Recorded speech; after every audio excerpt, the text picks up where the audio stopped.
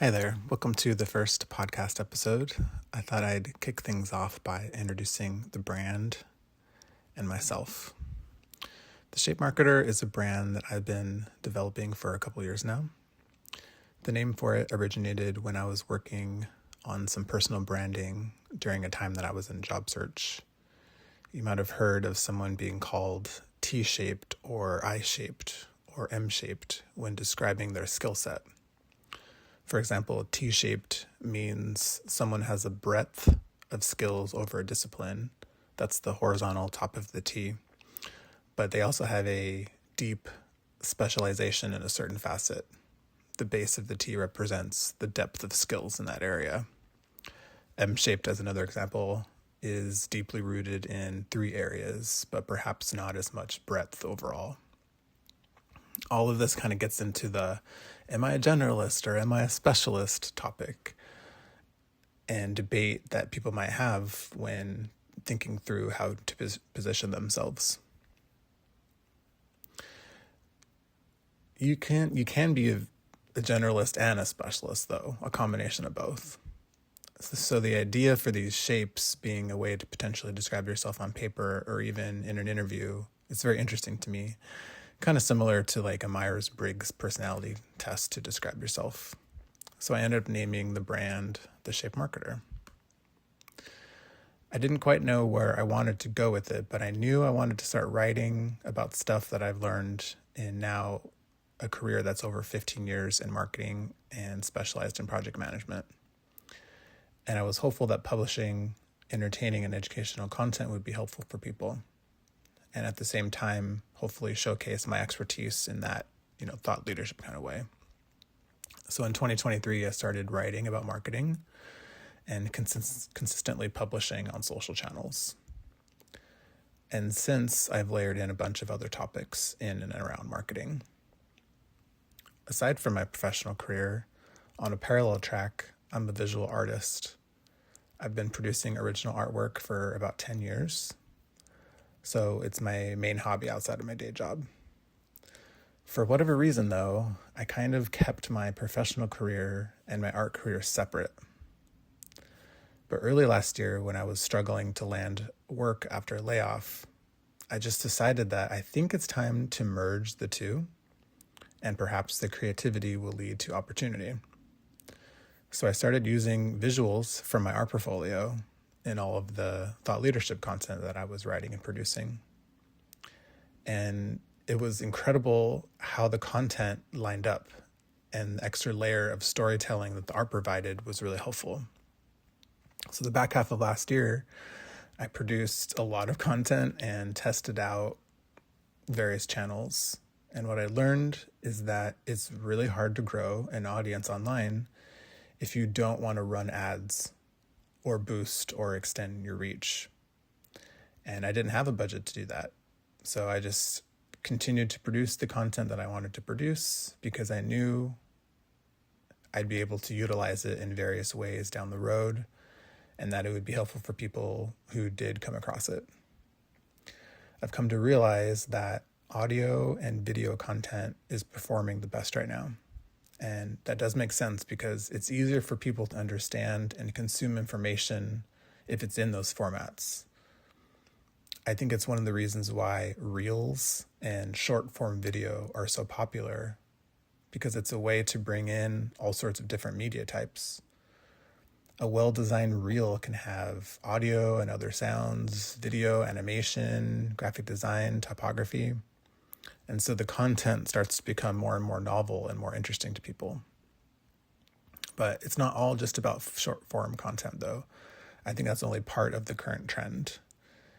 There is a rise of long form content from podcasting, which is again audio, and potentially video as well. I personally have been exploring podcasting. My partner Alicia and I have a podcast called Dragon Wings Podcast. And each episode we interview creatives and hear about their career story and creative process. And we've been doing it for about 6 months, and it has definitely helped us grow a community. For the Shape Marketer, I've only had my content on Substack for a few months, but I think it's time to incorporate a newsletter. So I love how easy Substack makes that. So my intention is to post weekly, maybe a bit more frequently at times. Starting with the next episode, I'll dive into a content piece that really sits at the center of all of this. It's called Marketing Framed Tarot Solitaire. So stay tuned for that, and you're going to learn a ton about marketing in a short period of time with that one. All right, well, with all that said, and the Shape Marketer introduced as a brand, I'd like to give a quick background of my career and how I got here. So going back a little bit, math was always my top subject. I even declared a mathematics major at UC Santa Cruz, where I did my first couple years of college. But I ended up pivoting to political science, which is more of a human-based discipline. And I got really strong in persuasive writing and research methods. It actually ended up being a really great foundation for a career in marketing in hindsight. I worked full-time sales jobs in college. I've always been good at sales, but it's definitely not my calling. So a year after college, I went back to school and I got certified in nutritional therapy to practice it. I thought I was going to start my own practice, but I ended up landing a job with my favorite brand at the time, The Honest Kitchen. I think they liked my sales and marketing experience, and now on top of that, my nutritional background, which paired well with their mission as the first human-grade pet food for dogs and cats. And it was there that I found my calling in marketing.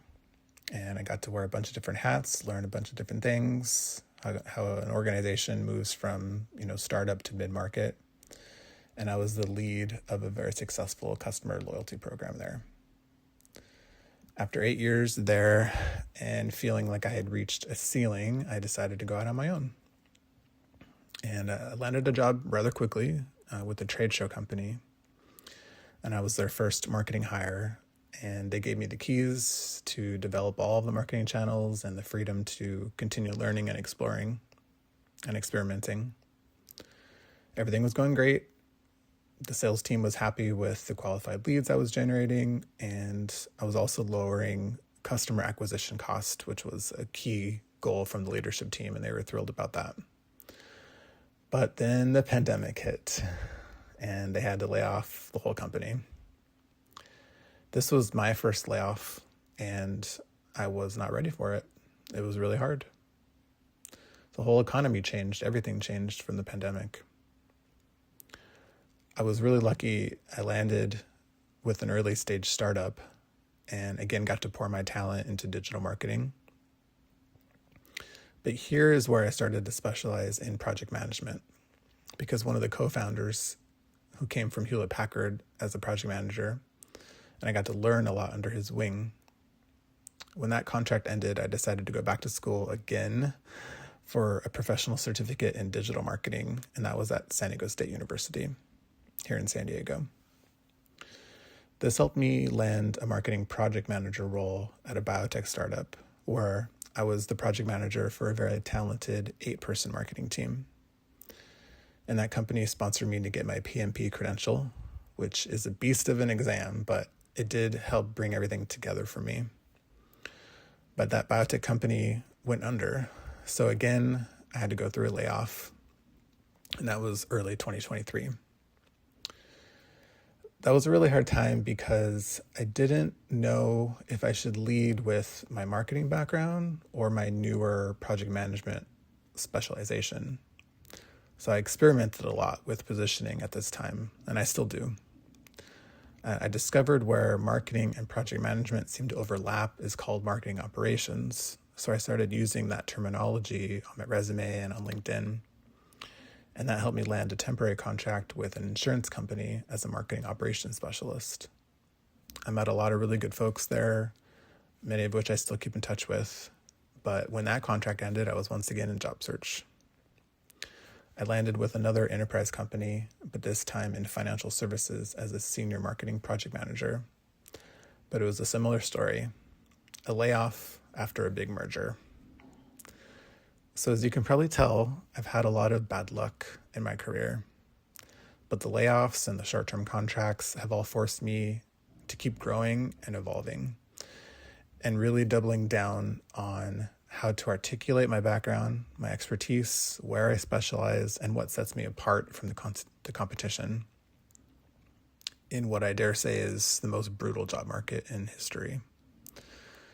So that's really what the Shape Marketer is. It's my brand to try to help people position themselves in the job market.